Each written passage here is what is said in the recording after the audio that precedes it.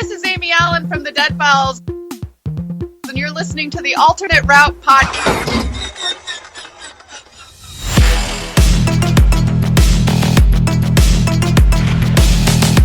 Look, I know the supernatural is something that isn't supposed to happen, but it does happen.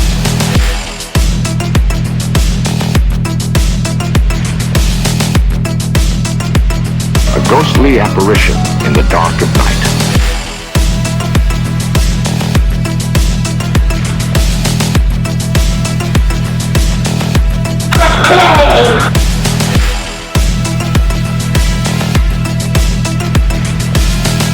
Human sacrifice, dogs and cats living together, mass hysteria.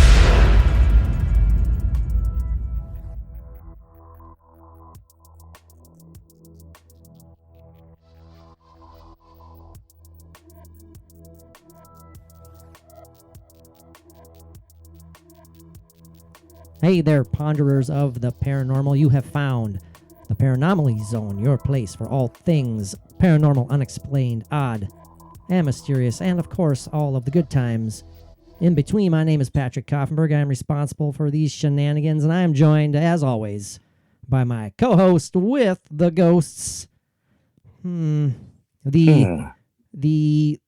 radiant Mike Carbno.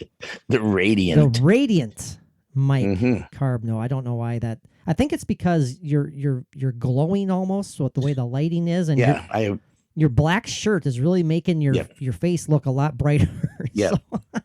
And if I had my light off behind me, I'd be a floating head. There you go. Yes, I'd be a floating head the size of an orange. Oh, look at this on size. A toothpick. Look at the size of that boy's head. He's his own solar system. Yeah. Well, it's good to see you, Mike. Radiant as always. What are other? Let's try some alliterations here. What are there R's? Radiant. Ravishing. You're pushing it a little bit there. Iridescent. Robust. How's that? Robust. You're just looking at the girth of my belly. And I had to use that word girth. Yeah, everyone loves the word girth. Put that on the same list as moist. No. But moist is an awesome word because it can mean... No, it is not an awesome word. Yes, because you know what? The first thing I think of moist, when I hear the word moist... Oh, God. ...is wonderful. What? Wonderful, just moist... Jesus, freshly baked cake. Oh, good. Thank you for saying that. My Lord. I was really pushing that. You were making the moist. The moistest. The moist cake. I wish our list. Too bad this wasn't a video or a streaming episode right now. I wish people could have seen how you were gesticulating and like. I was gesticulating. Moving back and forth as he repeated the word moist. I was like, man, you enjoy that word way too much, Mike. So yes, what show was that? Richard Keel singing the song "Gesticulation." Oh, good Lord! Richard Keel. Howard Keel was his name. Oh, okay. Richard singing Keel the song "Gesticulation" on. It was a musical from the 50s or 40s, I think. Yeah, because Richard Keel was Jaws. He was like the giant guy from right. Like 7 foot 2. I meant Howard Keel. Okay. I was like, what the hell? Richard Keel was singing a song called Gesticulation. Could you imagine that? Yeah, that was deleted scene from a James Bond film, apparently. Yeah, singing through those teeth. Those teeths of his. Biting through cables. We're off to a roaring start here. Hey, but you know what? This is the Paranormally Zone. Friends, thank you very much for tuning in.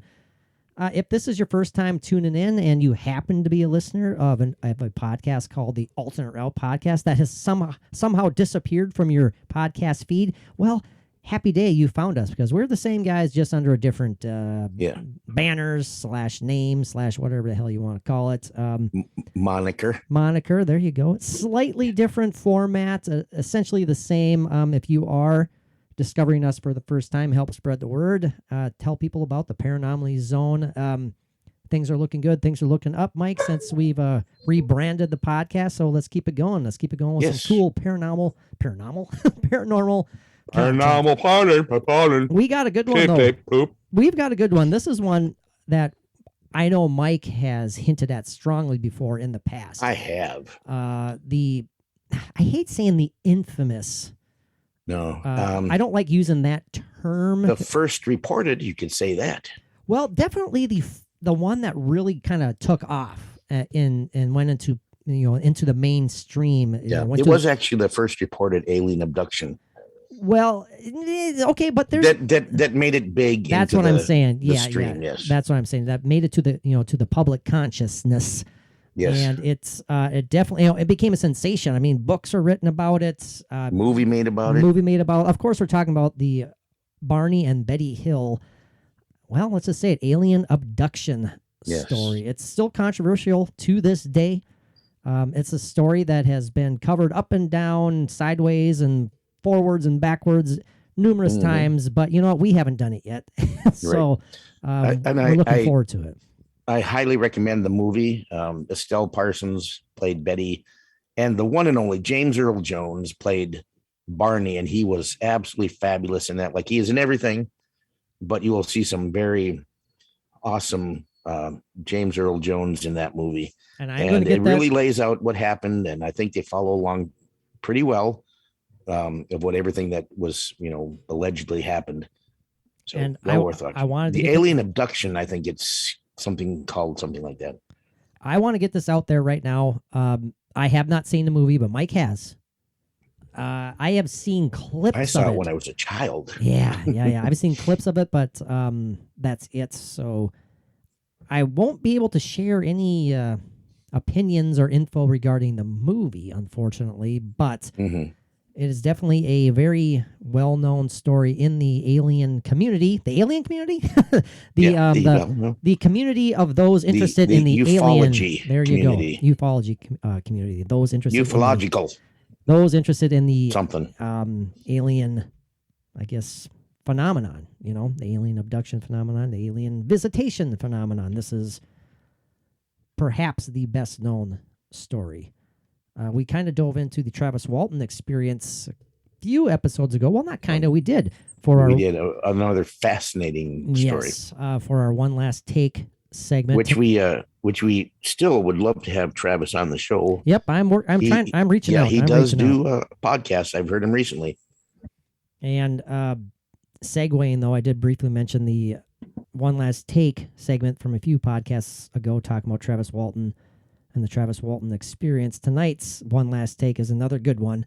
Another thing that we haven't talked about before, Mike, believe it or not, for however many years we did the Alternate Route podcast, we never talked about as I described it last night in the tweet promoting it, the grotesque, mysterious phenomena of cattle mutilations. I mean, it's something that's not really a fun topic, when you think about the content of it, but it's happening, and it's a mystery. And it's been reported since the 1700s, actually. Right, centuries. When it first started, and the last one that I came up with that was reported was in 2019, I believe. So it is still going on. Oh yeah, yep. To this day, and it's inexplicable. It really is. Yes. And we're going to save all that fascinating at the same time. Oh, absolutely. We're not going to reveal any of our takes on that right now because, hey, that's we got to work our way into it. That's why it's saved for our one last take segment. Which, Mike, I might have mentioned this before. That's quickly becoming my favorite part of the. I enjoy it too. I really enjoy it, but the only reason I do enjoy it is because I have to. Because you do. Because you are the reason for all of this shenanigans. So sure. It's kind of like a butt kissing thing. Yes, Patrick, that's a very good idea. I think we should do that. Well, thank you very much. I appreciate your ass kissing. At least you're being honest right now. So no, actually, it is fascinating and it is great. I hope the listeners really enjoy it because we certainly do, and we can. We have to really dive into the many things that we can talk about in that last take, the pop culture, the different things of something that's not paranormal that is still of interest to our listeners. Mm-hmm. And it's become it's like I said, it's probably my favorite part of the newly refurbished format of this podcast. It's new in comparison to how we did the Alternate Route podcast. Right. Not like we want to change a lot of things because if it ain't broke, don't fix it. Right. But I do like I like the more streamlined absolutely format, and I love getting diving right into the content and then the main Yeah. content and then saving one last take Yeah. for It's- something that we it's in- don't necessarily, it's stuff that we're trying to find topics that are not necessarily, they're not unique to paranormal programming by any means, but stuff that I think we can do a rapid fire off the cuff, literally off the cuff responses to, replies to, and share our opinions of these fascinating topics, you know, in a quick, streamlined way, essentially. I mean, Absolutely. I didn't sound too intelligent when I said that right there, but I think you got the gist of it, though. So Right. And all of this is part of the evolving of the show. yeah, no, I agree. I agree, and yeah. hopefully for the better. Hopefully for the better. So, well, Mike, let's just dive right into it. Mike is if you're tuning in for the first time, every now and then, I'm just warning them, Mike, you might hear a dog. Yeah, gotta be warned. You might hear a dog bark or a baby speak. Yes. Because Yes, Mike has a growing German Shepherd puppy, and he's a grandpa, and he is babysitting a grandchild at the moment. So I yes, think, Mary's first grandchild, and he's you might hear him vocalizing now. actually, yes, you can. I think he's getting ready to break out into singing the Star Spangled Banner or something. Well, good. There he goes. He's a patriotic young man. Yeah. Very good. Yeah, very good. beautiful child, of course, but Well, Mike, let's just dive right into it. Yes. The first time you ever heard of the Barney and Betty Hill alien abduction story, was that via the movie? Yes, it was actually. I was pretty young. The movie came out. Was it 1970? Here, keep talking. I'll look it up. Keep talking. Something like that. I mean, the incident happened in, I believe, 1961, and I think the movie came out Yes. 70. The Early 70. The alleged occurrence took place in September of 1961. I'm still looking Right. up the movie date though. Yeah, and I saw the movie on TV, little kid, and I just, I was mesmerized by it and loved it. Got it right here. 1975, the UFO 75. incident. Yeah. So The fact-based story chronicles Barney and Betty, an average couple who encounter a UFO but refuse to discuss the incident, only to find years later that their secret is putting a strain on both themselves and their marriage. well, they were traumatized beyond traumatization. That's not a word, but thank you. Yes. Well, it fits. So, But yeah, I remember seeing the movie, and even I was a new teenager at the time, maybe. mhm. But long before that, I'd been, as longtime listeners know, Ding, ding, ding. I have been fascinated by this stuff, long before then as a young child. So of course, when I see this advertised, this movie, have to see it. When I watched it as a kid, it had a great effect on me, and I believed it from the beginning. It rung true with me, and from there I had tried to do some research and learn more about this, and fascinating story. Now, as a viewer of the movie, you might have just said that. Were you skeptical at all, or did you buy it 100% when you watched it? To me, I just took it as truth. I mean, maybe I was impressionable as a young child like that, and easy to believe things. Well, I've always been easy to believe things, but as I've grown and matured, I have been able to pick through these things and be more selective in what I believe. But at that time, it really rung true with me, and I was fascinated by it, and I've believed it ever since. Sure. So, well, let's run through the gist of the story again. If you're a fan of all things paranormal, unexplained, odd, and mysterious, aliens included, chances are you're familiar with the story. Right. So we'll fly through some of the facts here. As we mentioned before, this took place in September 1961. I have it written down here, Mike. You can hear my note, my professional notes. Right. It was actually in New Hampshire's White Mountains. Right. A September night. It was nighttime. very fascinating. Now, from what I understand, Barney and Betty they were taking a much needed break from their jobs. Barney worked Right. at the post office, and Betty worked, she did welfare cases, I believe, for the state. Something along those lines. I should make sure we get all these this information correct when we get there. But they decided to take essentially a very spontaneous and kind of I don't know if I want to say, what's the word I'm looking for? Impulsive. That's what I'm looking for. Kind Impromptu. Impulsive, definitely spontaneous decision to take a break. Yeah. To essentially go on a road cruise, go on a vacation, take a break from their worries, and just get on out of there. Yeah. It should do that often. Oh, it's great. So do I, man. So I great. waste gas, and it drives Bridget nuts because I love going on mind relaxing road cruises. Yeah, kind of a mystery trip. Yeah. Pick a direction and drive.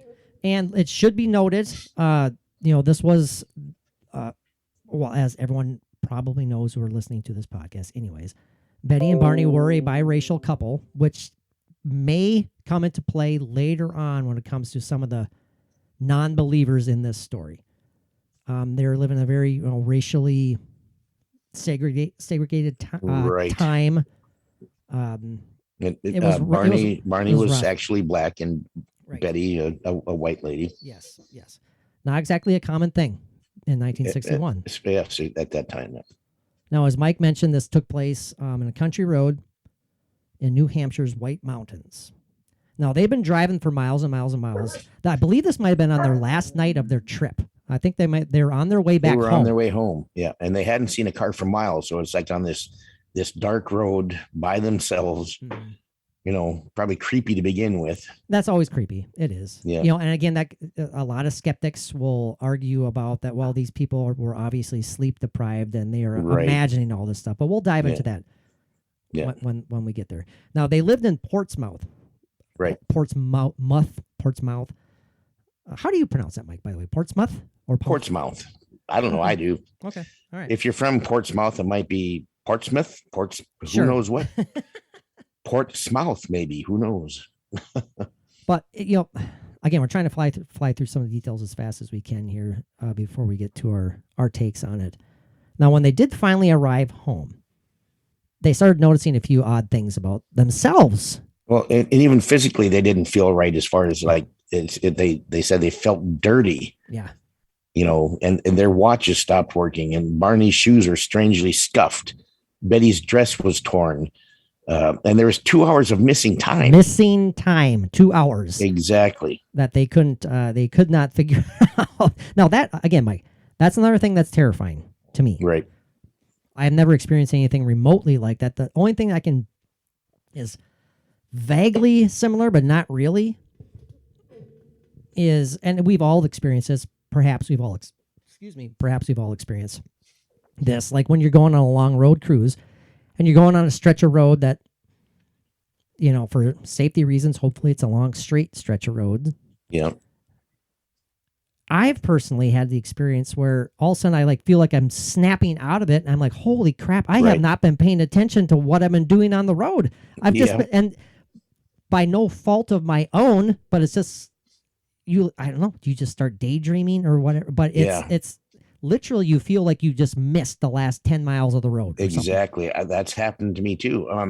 I think with that, part of what that might be is you're on that straight stretch of road, especially in North Dakota. I mean, you can drive on a straight road for many, many, many miles, and which I do travel for work, and that does happen.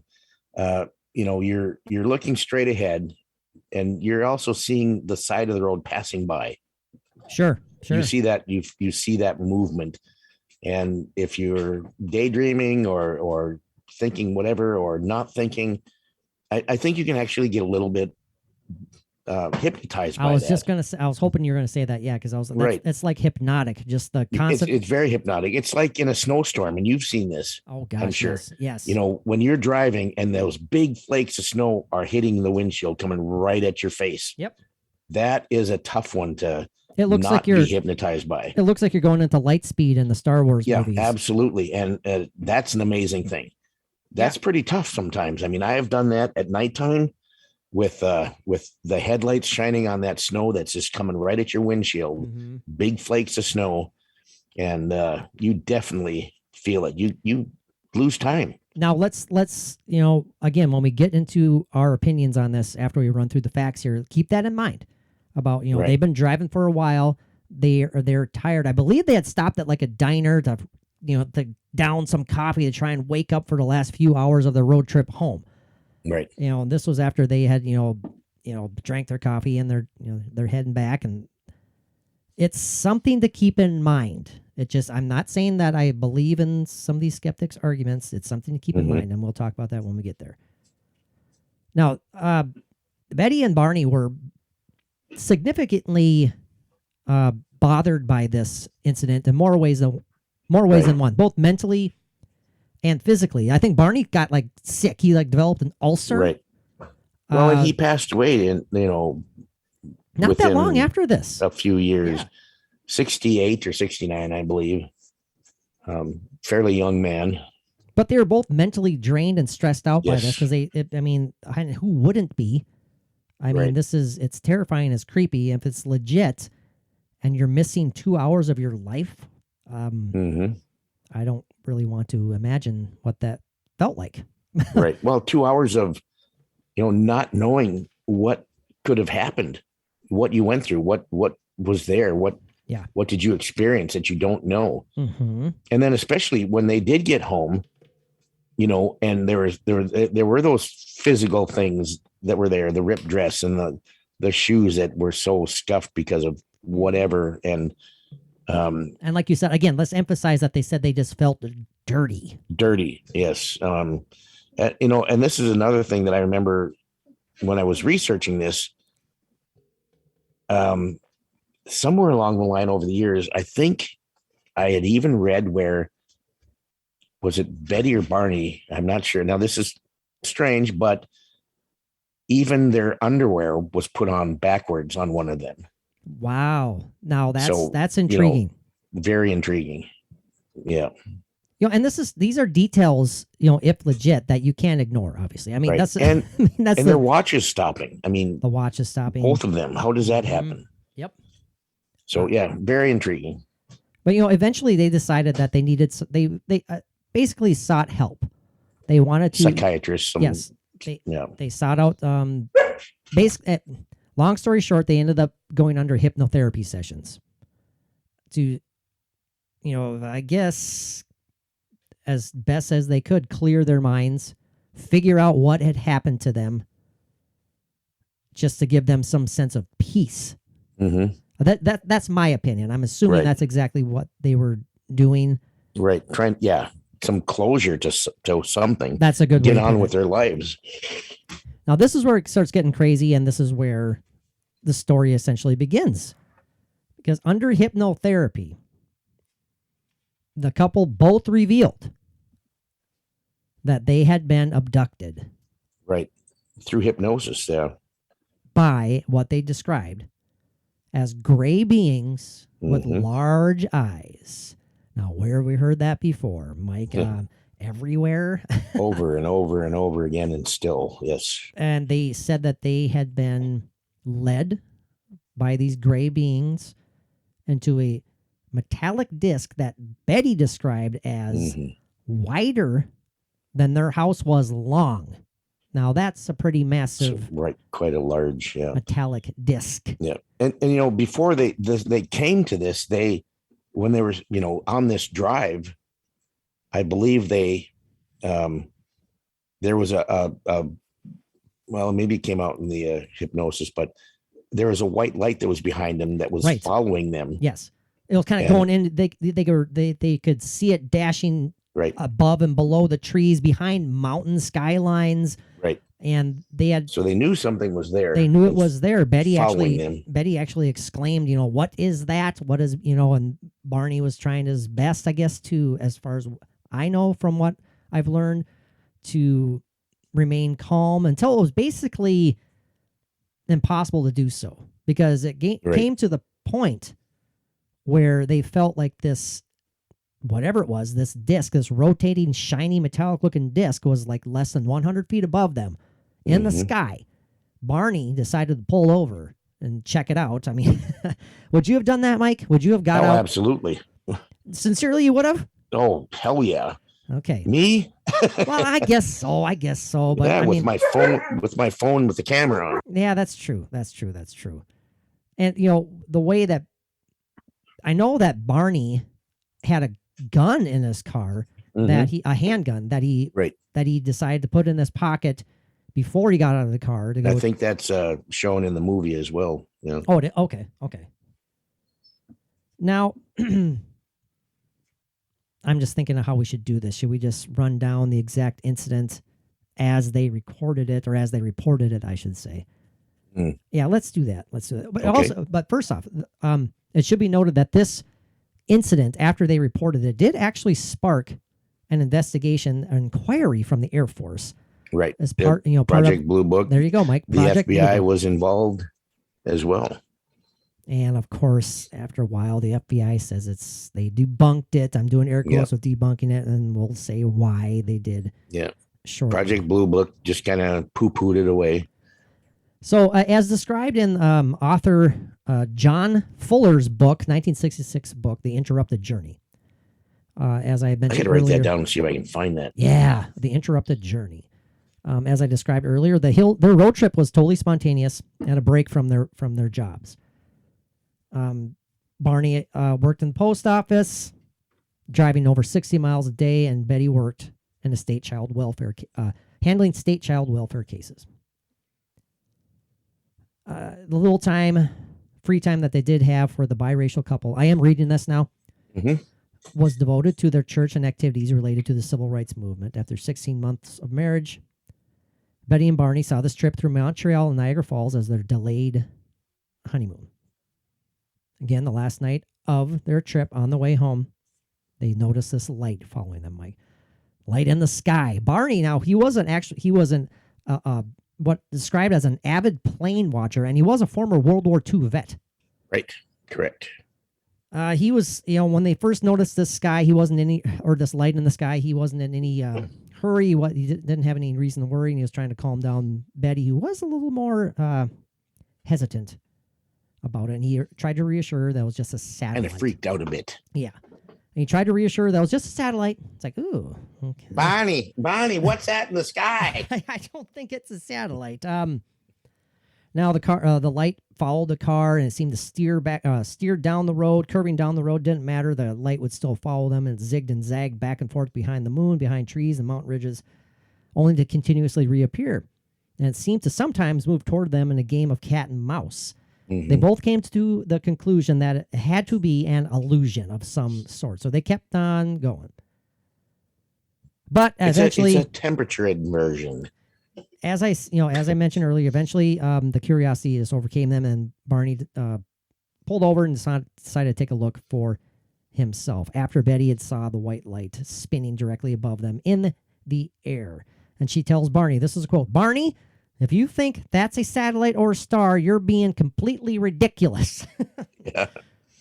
And Barney knew that she was right when getting out to check this. Ooh, was that your throat or a dog? Yeah, I haven't had that happen for a while. Sorry, I didn't mean to point that out, but that was funny. Before most episodes would start, oh, there's Mike's throat. There's his throat gurgling. Yeah, it's gurgling beer going down my throat. Now, it couldn't. They immediately threw out the idea of it being a helicopter because the night was too quiet, or even a commercial plane, or any sort of jet of any sort, because it was just too quiet that night. And they didn't really hear anything emitting from this saucer. I said it. Saucer. At one point, when they decided to stop, as I mentioned earlier, again, they decided to stop at a diner, try and energize themselves with some coffee for their last couple hours drive. This saucer appeared about 100 feet above them. Barney pulled over, picked out his gun, rushed to the field where the object was hovering about 100 feet above. Betty stayed in the car.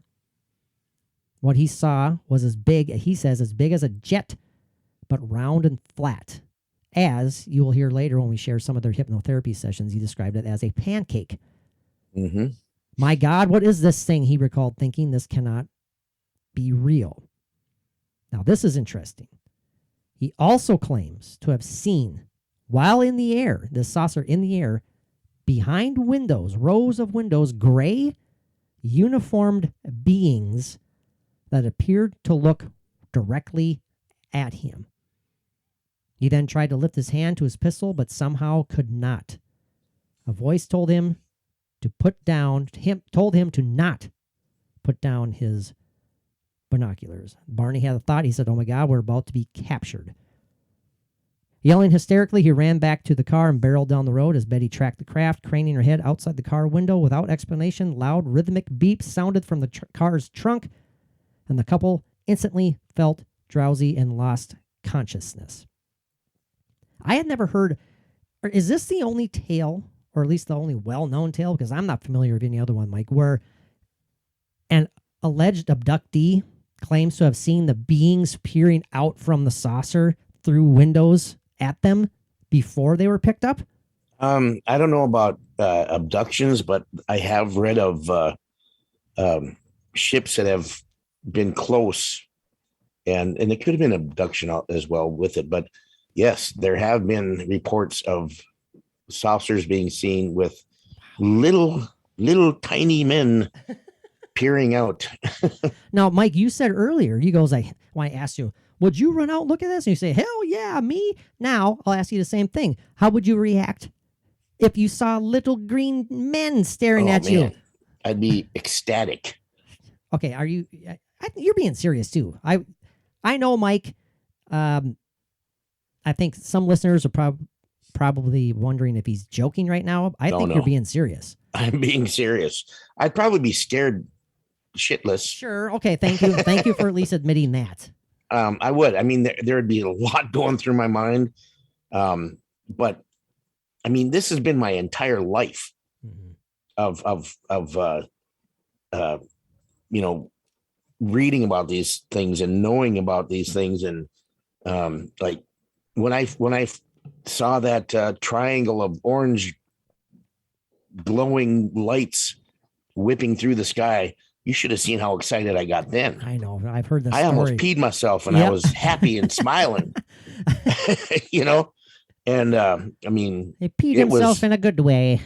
Yes. Oh yeah, but it was amazing. But anyway, how can you not, with you've had your whole life of this being such a big part of your life and interest, and reading everything that you can and researching everything that you can, and then when you have the chance to actually experience this and see these things, in my mind right now and in my heart and what I feel, I'd be right there. Mm-hmm. I would have to go check it out.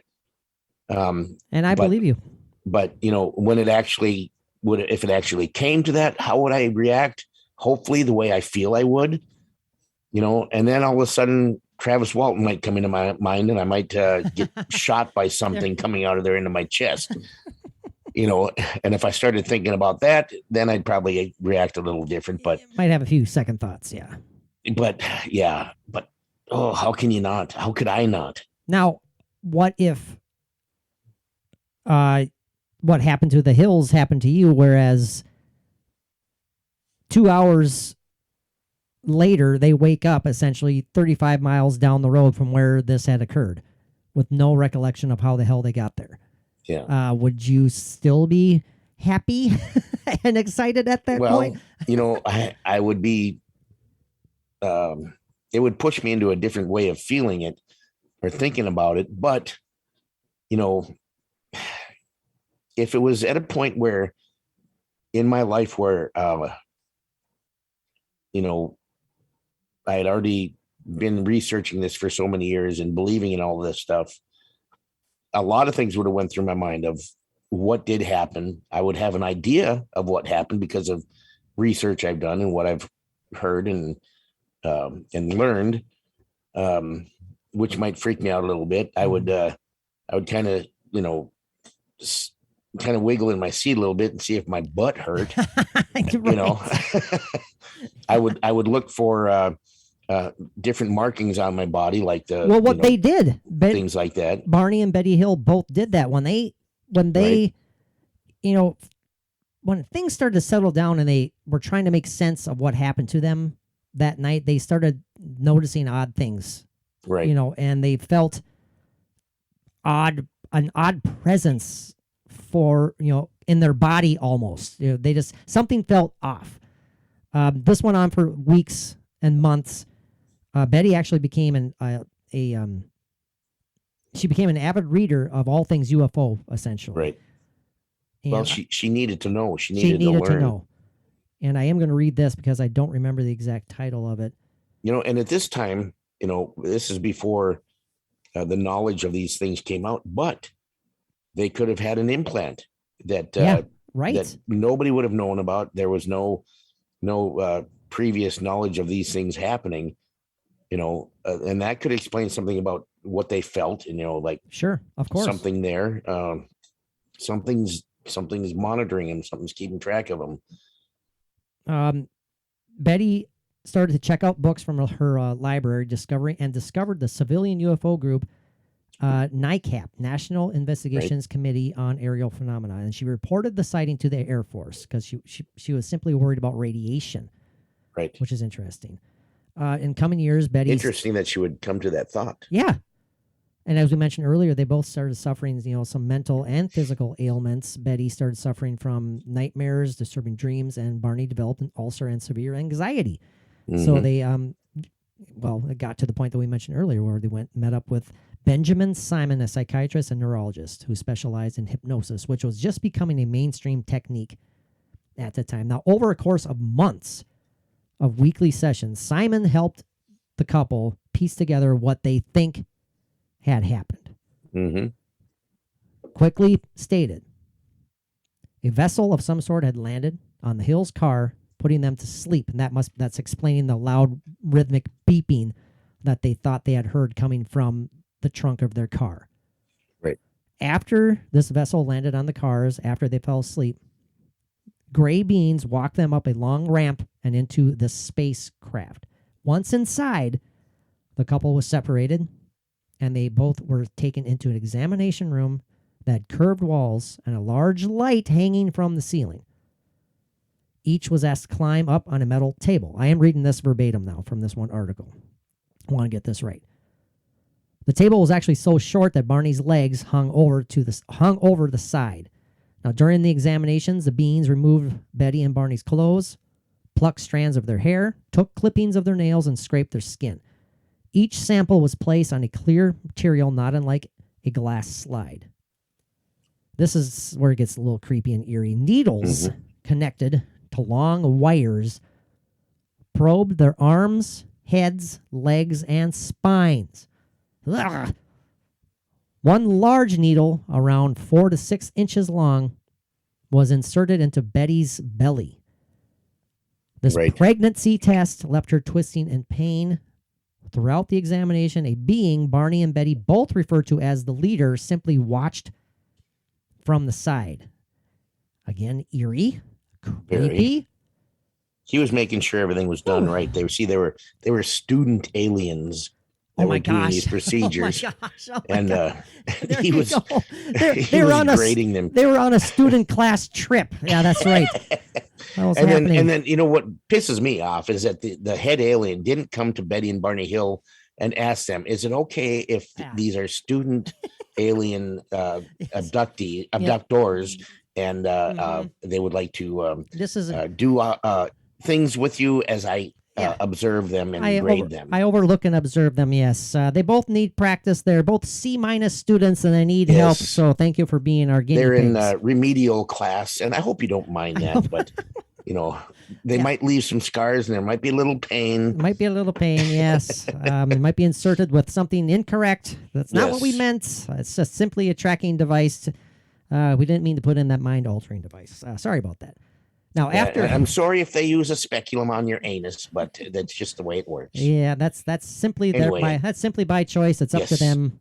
I went too far, and carry on, okay. Patrick. Carry on. Now, after Betty's examination ended, the beings rushed her back into the room, and they seemed excited now, according to Betty. They discovered, and the reason they were excited, according to Betty, this is kind of humorous, is because they discovered that Barney's teeth could be removed. Yes, I remember reading about that. Now, Betty laughed, explaining that Barney had dentures, a fact of human aging that beings such as these had struggled to understand. That's interesting. And as we all can envision the Greys in our minds, they probably don't have any damn teeth. They've evolved past that point, right? There are a lot of theories about how they take intake food and things. Now it says nourishment. Betty later said that alone with the leader, actually, I'm going to rephrase that. Later, alone with the leader, Betty asked where the craft had flown, admitting that she knew little of the universe. The being joked with her, according to Betty, saying, quote unquote, if you don't know where you are, then there wouldn't be any point in telling you where I am. So apparently they're speaking, not necessarily speaking English, but she understood them as English. Right. English most speaking. likely So, telepathic. there you go. Exactly. Exchange. Thank you, Mike. Thank you.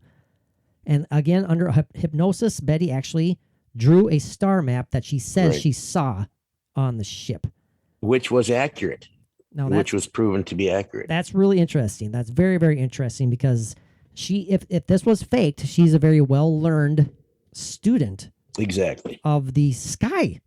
I mean, of the all universe. Constellations and everything, and just being able to identify essentially a map of the universe. That was basically the rundown, Mike. Now, we're about 40 minutes in. Let's take a brief time traveling excursion. Let's come back. Let's dive into our thoughts about this, I'm going to say it, infamous story, and we'll go from there. Does that sound like a plan? That sounds perfect. All right, well, plug your ears, Mike. We're going to go on a time traveling excursion. Hold on, boys and girls. We shall be all right back.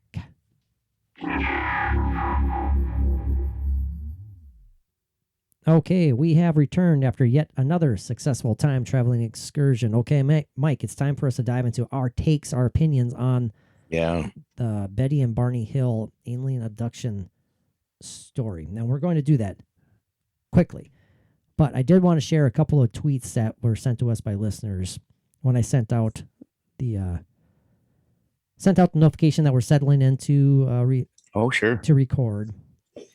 And I said, do you guys have anything you want to share? Anything you want to say? And we did get a couple. I mean, it was last second, so we're going to get a few more as we're recording. But I want to give a shout out to Patrick Lee Marshall. That's right. He simply wanted to state that this is Patrick's tweet. The world isn't just black and white. It would be boring if it was. There has to be something else out there. Too many things that cannot be explained. Amen. I agree. It cannot be just simply black and white. Simply, everything is either this or either that. No, there's too much to that. From Pandora, giving another shout out to our Patreon page. Thank you very much, Pandora. She said she finally listened to the latest Patreon.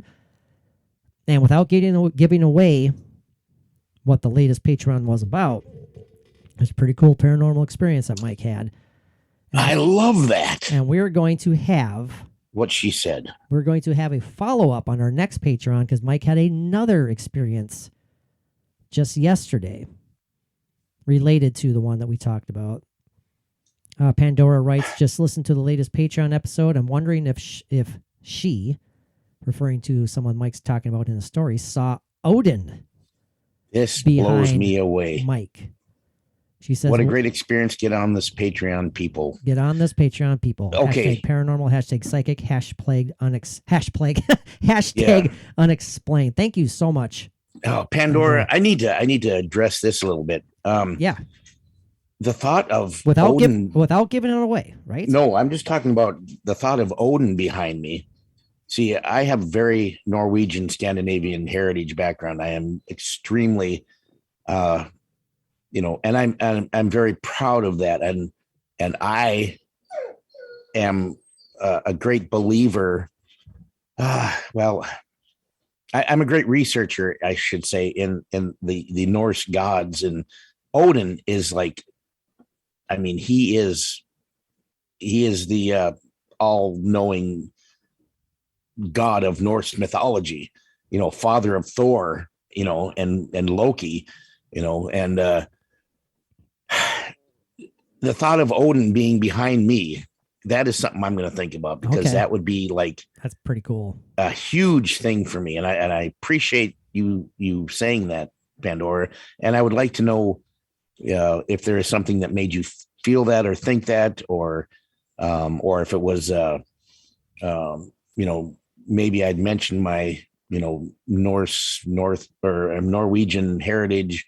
But yeah, give me a thought of, or a little bit of why you came to that conclusion, and I can use that to, kind of meditate on. And that definitely means a lot to me. That's very cool. So no, that's awesome. That's awesome. Thank you very much. And we encourage everyone who's listening right now, seek us out on the Twitter, on Facebook, all social media, and interact. Send us your thoughts. We love hearing from you. We will give you shout outs on the show. We're just warning you right now. We love hearing from you.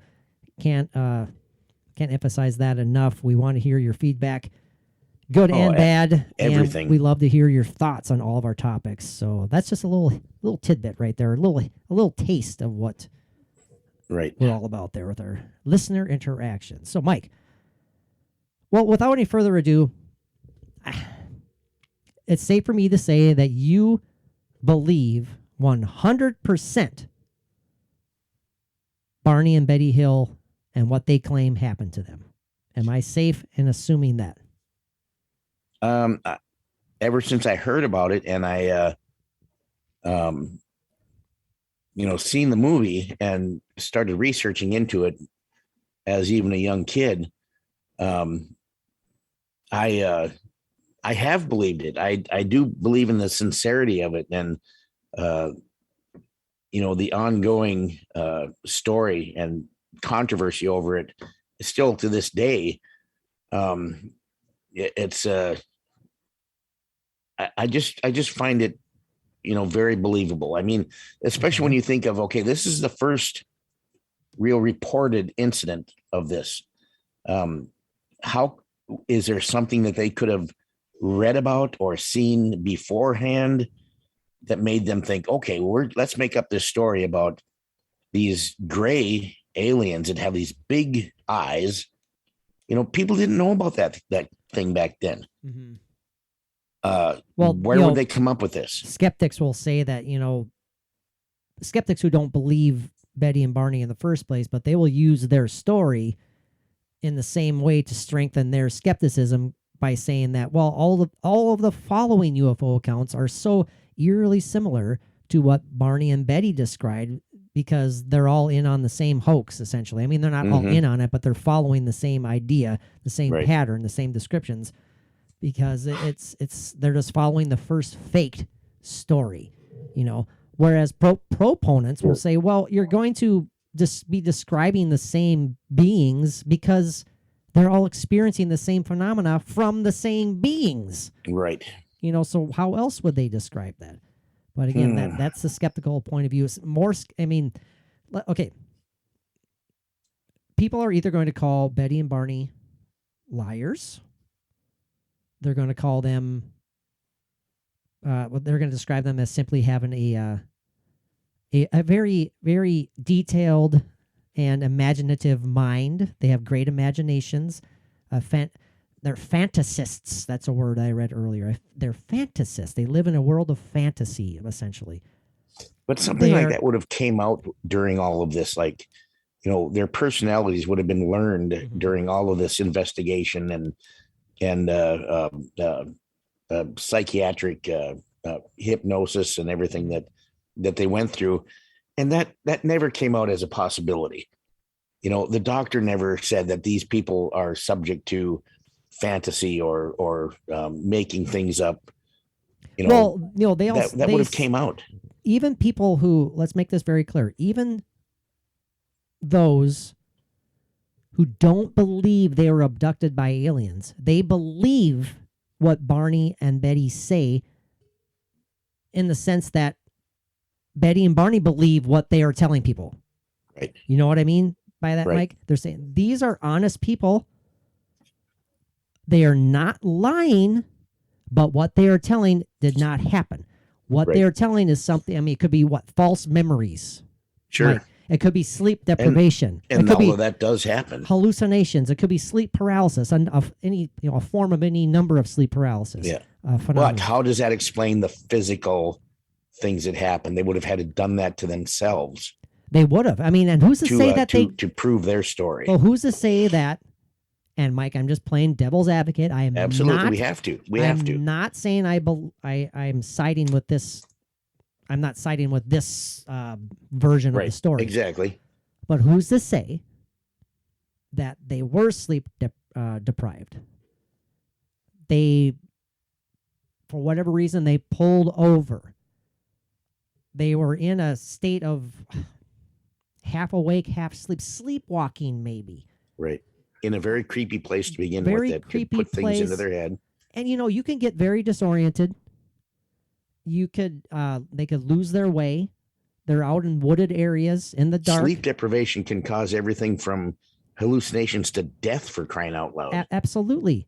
So anything can happen. And they could have struggled finding their way back to their car, finding their way back to each other.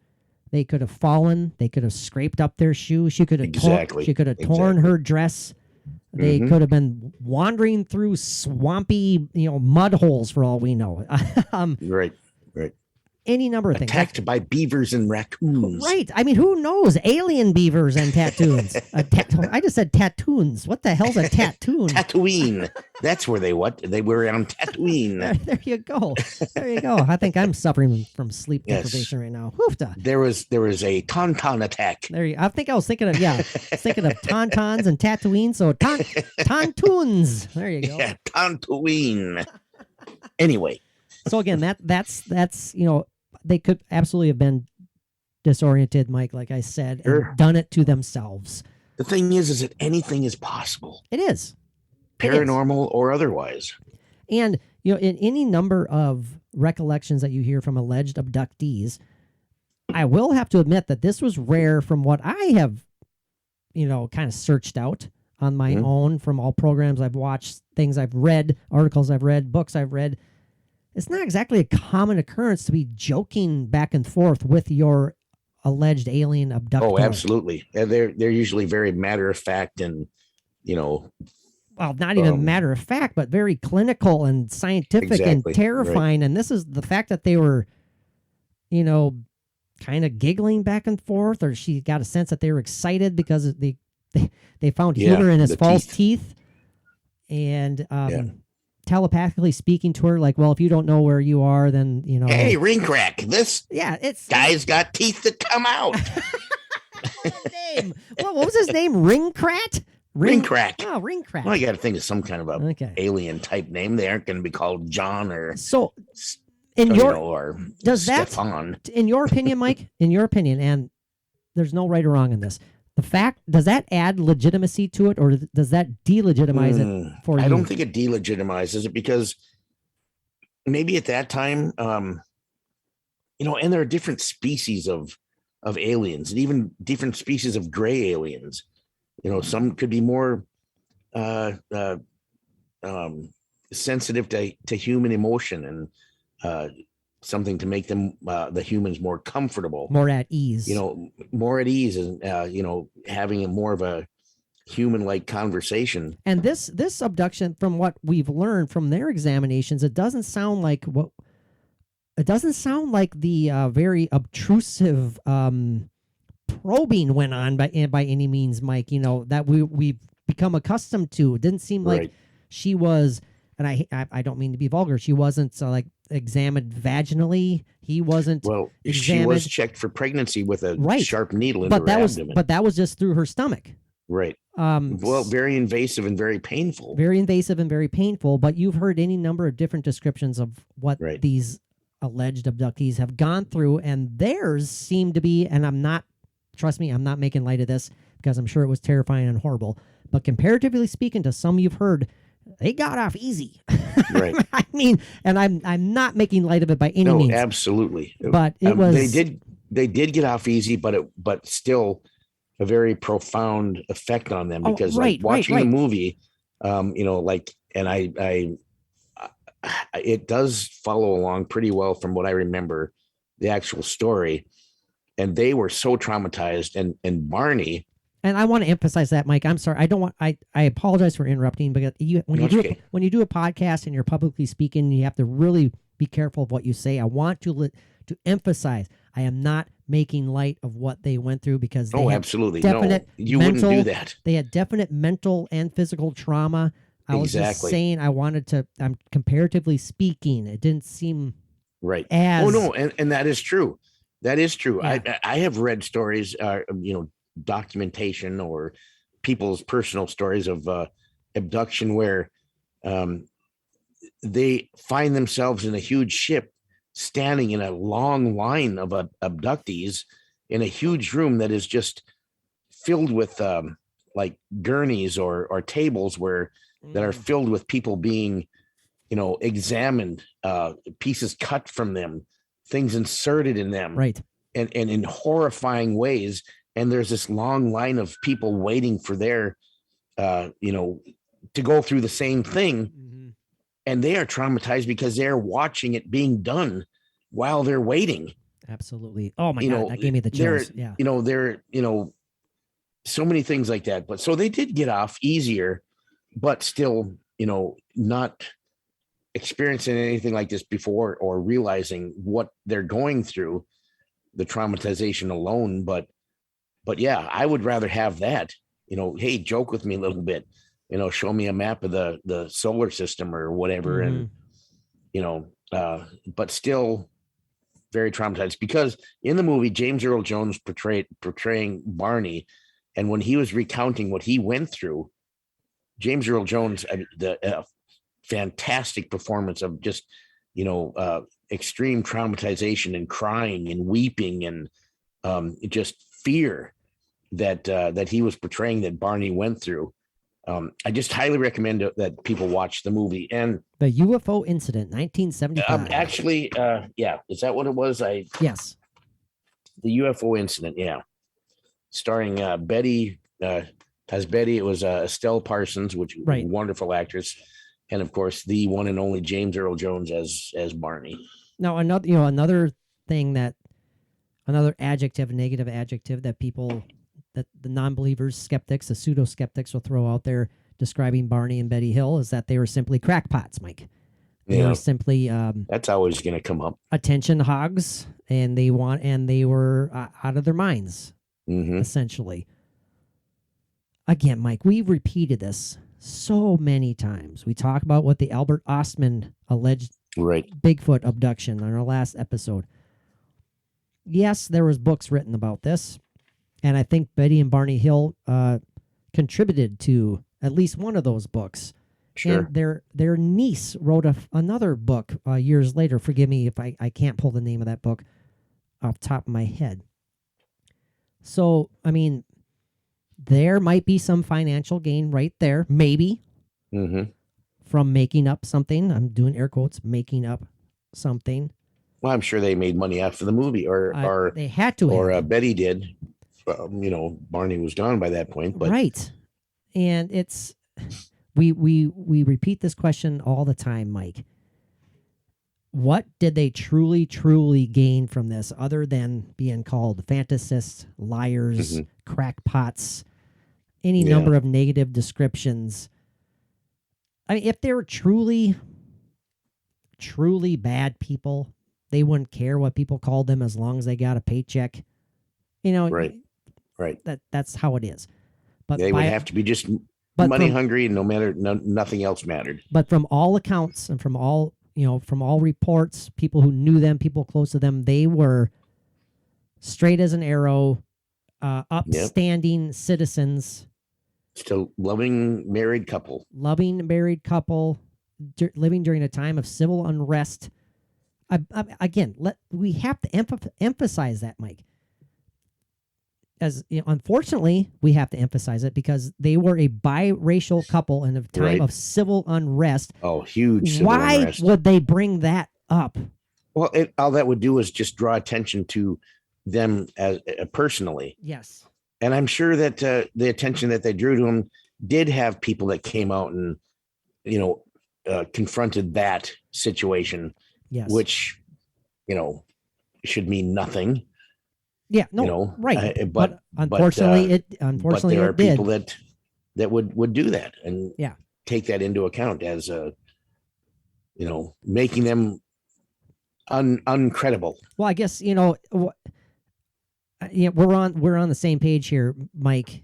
But they were not as a biracial couple in a time of civil unrest, 1960s.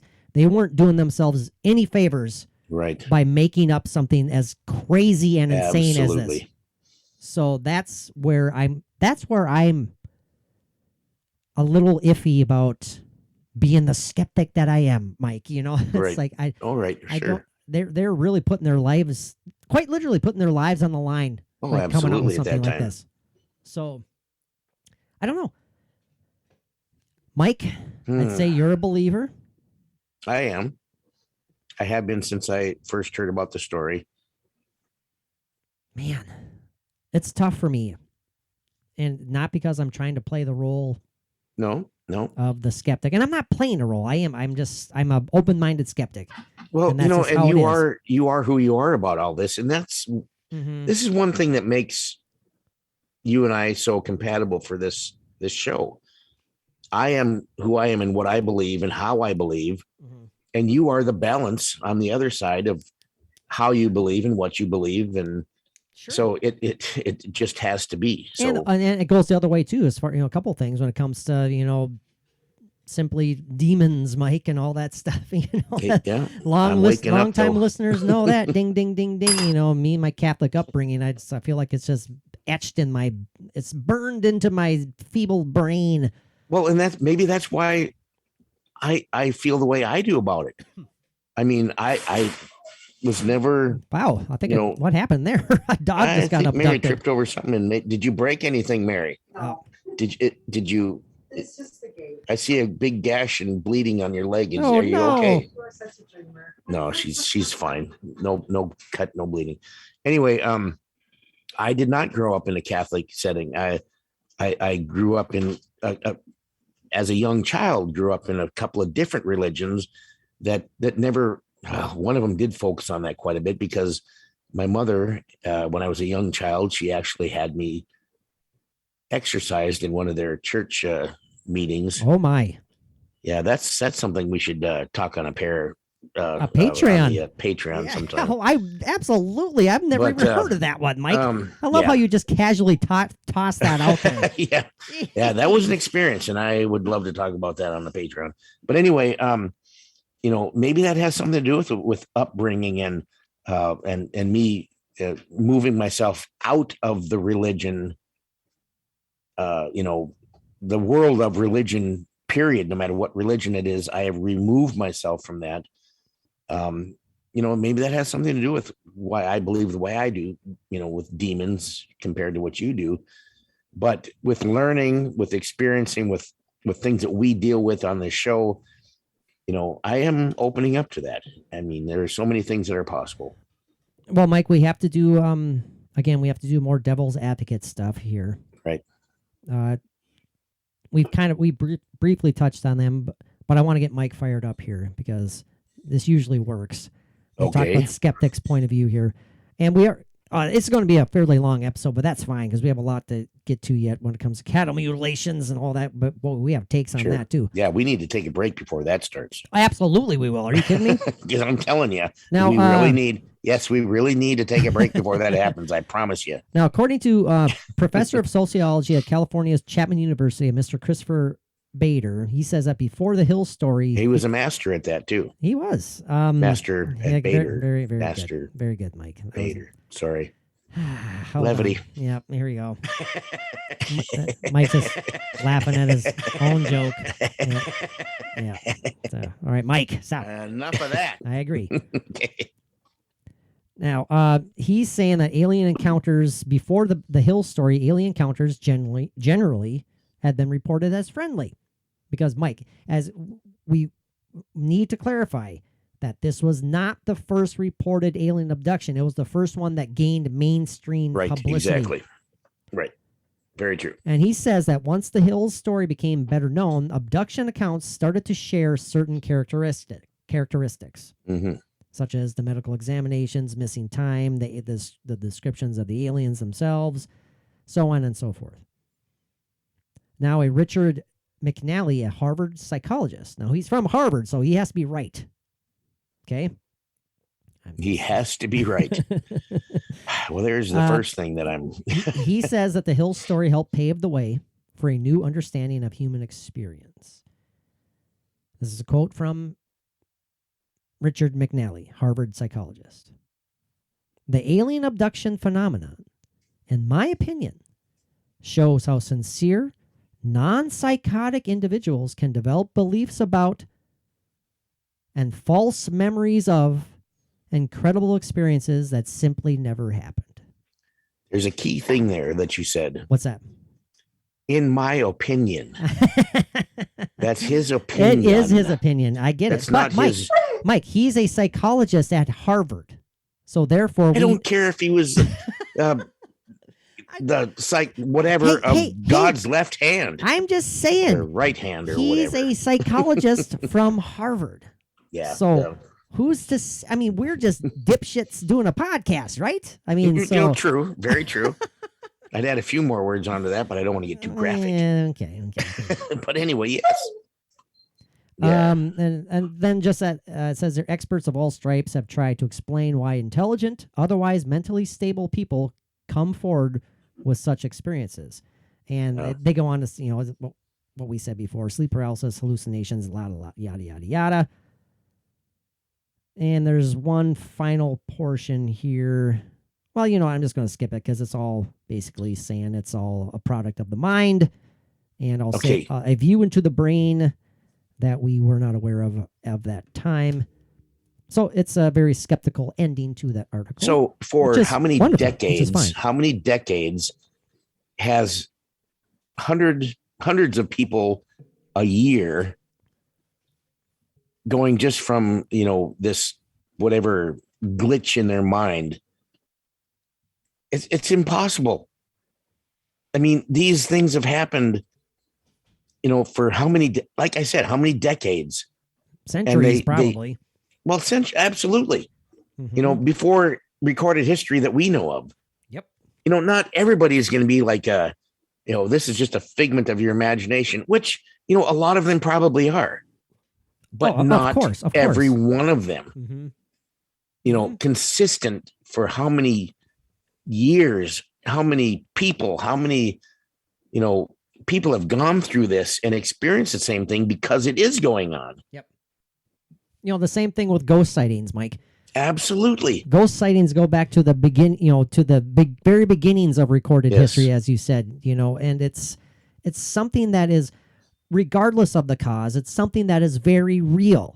People have experienced something that they cannot explain. And we are sitting there retroactively trying to explain away something that someone vividly experienced 1,000 years ago. Well, that person obviously was suffering from yada, yada, yada, flippity, floppity, floopity, flu, and therefore they did not see a ghost. They were not abducted by aliens. It is simply a medical cause. It was an undigested piece of beef. Exactly. I always like to refer to that. Back to that. It is maddening. I mean, because again, I am an open-minded skeptic. I don't automatically dismiss stuff. I just don't, because that's asinine to me. You can't. Right. You have to look into it. You have to take into every aspect of the story. You have to listen to every portion that you can. Think about it, digest it yourself, whether or not it's beef or not. You're right. And be logical about it. I think it was that habanero pepper I ate the other day. Coming out. It's coming out. Don't jump to conclusions from either side, right? Exactly. Sometimes I'm kind of jealous of your analytical mind and your skeptical side. I don't know. Is it because I've experienced enough things to where I believe more easily or what? But there are some things that I do need to look at more analytically and more skeptical, which I do. I have. I have on plenty of our episodes. I know you have. Mm-hmm. But not everything is going to come out to be what somebody's experienced. Like even with UFO sightings, there's so many that are explained, and even if it's just 10% or 5% that cannot be explained, that's still a large number of reported incidents or abductions. The same thing that you cannot explain. What happened. Did it happen more likely than not? Even if it was 1%, Mike. Absolutely. There's that 1% that puts that thought into there that yes, this does happen. Yep. Yes, this is real. What if Betty and Barney Hill are that 1%? Who's to say they aren't? That's reported. Mm-hmm. And how many hundreds or thousands of Betty and Barney Hills are out there that we don't know of? Because they're, even if it's at that one, Betty and Barney Hill are that 1%. Because they do not come forth with their story Absolutely. out of fear of ridicule. Yeah.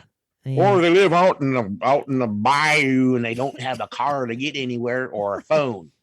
And I'm not making fun of anybody. No. Because if there's anybody listening to this show from the bayou, we love you. Yeah, more hey, more power to you. But you know what I mean. No, I do. And this is a whole nother topic for another episode. Absolutely. Stuff, but it's stuff that drives Mike and us up the wall. Yeah. The pseudo skepticism there's no place for it in my humble opinion. You can be a skeptic, but you can't be a pseudo skeptic. I mean, you can physically. You can physically. You can. Well, and that's their right to be that. Absolutely. I mean, I have total respect for absolutely pseudo skepticism. Not for my life because it's total crap to me. Sure. But if you want to be a pseudo skeptic, that is your right, and I will respect that. Mm-hmm. And we can have a fantastic conversation, which we have get deep. Absolutely have it, and I would love to have him on again. We talk, on the Ultra podcast. We talked with the awesome Mr. Z. He's a movie critic, fantastic movie critic, guest. But he is, he was super well educated.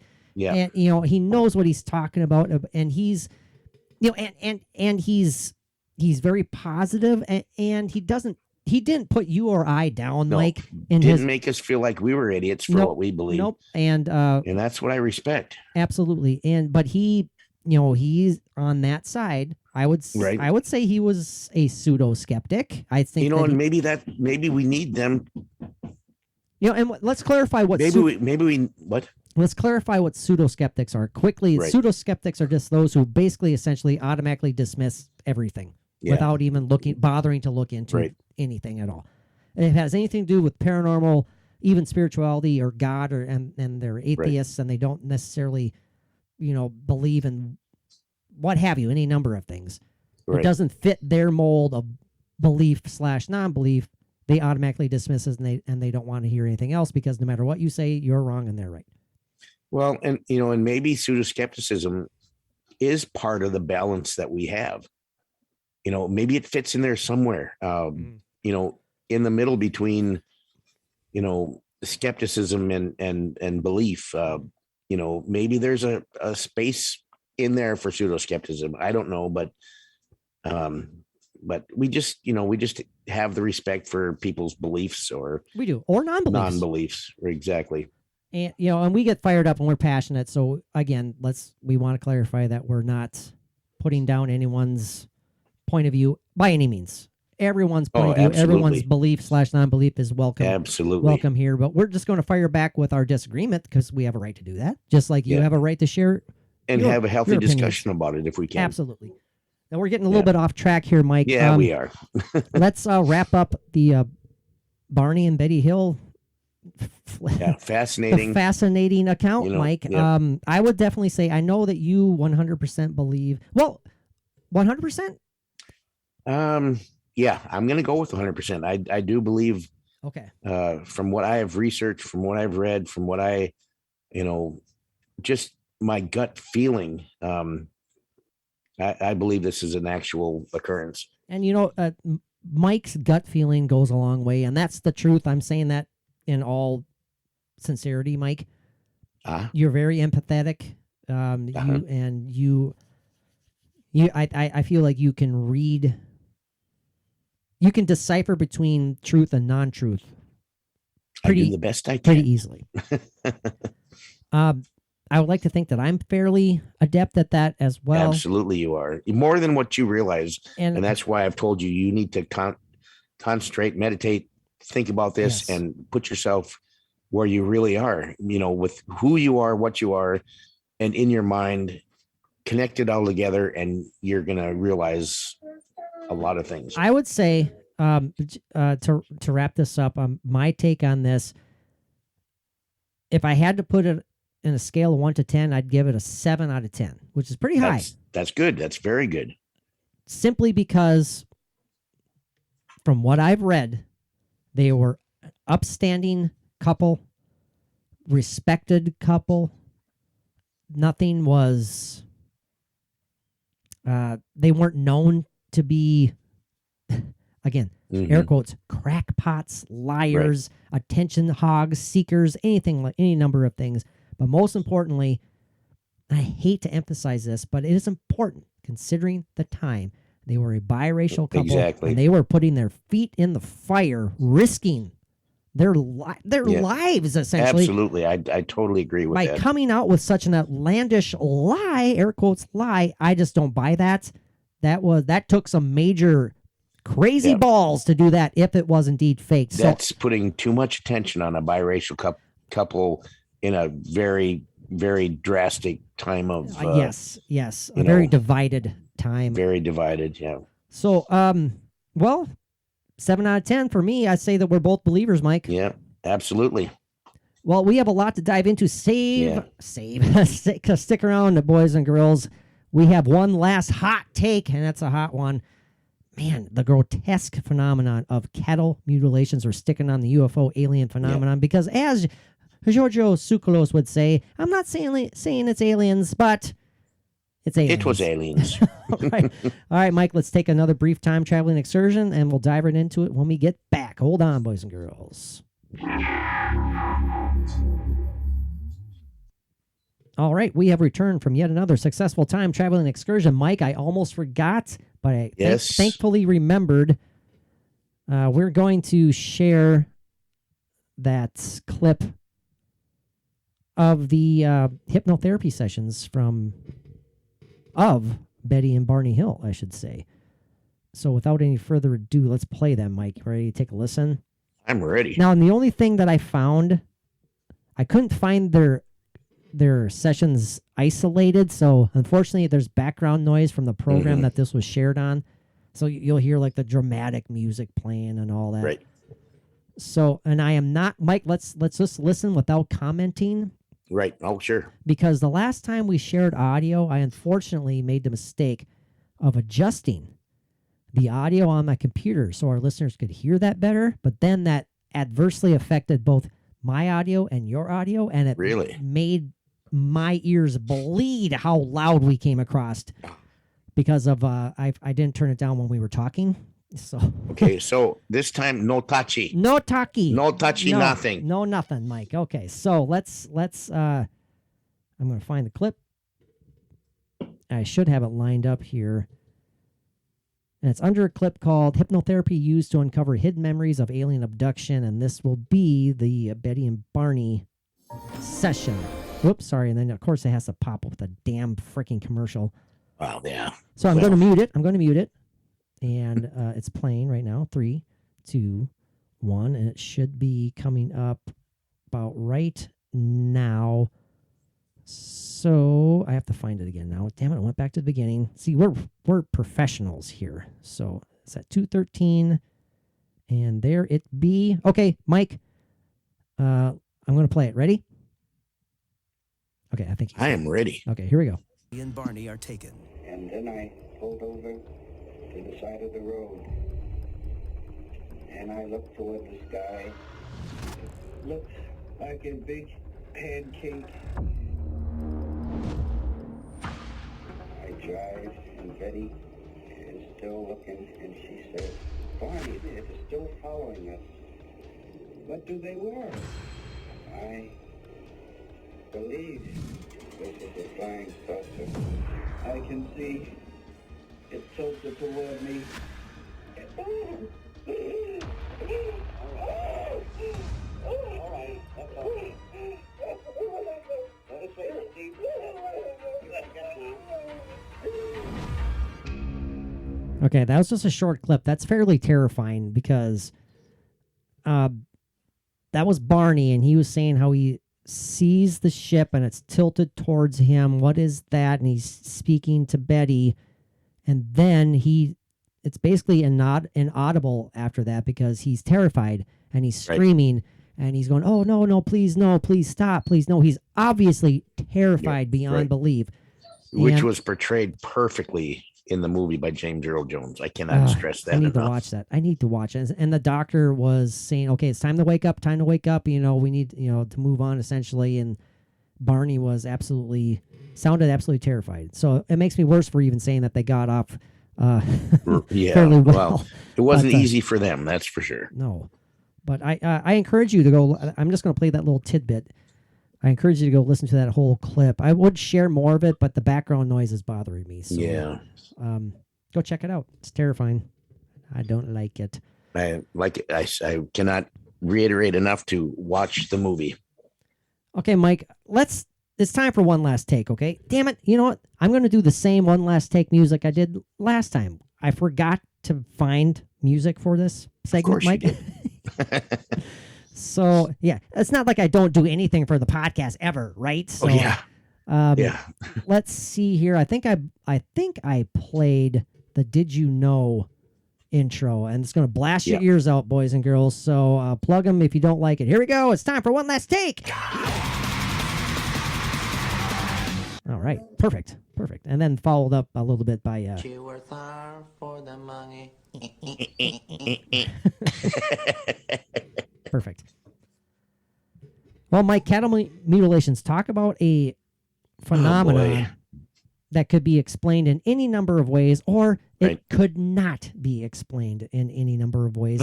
The fun part for me about One Last Take is that we quite literally do this off the cuff. We mentioned this earlier in the show. We just wing it. We fire away. It's something we try to choose a topic that we're passionate about and we're fascinated by.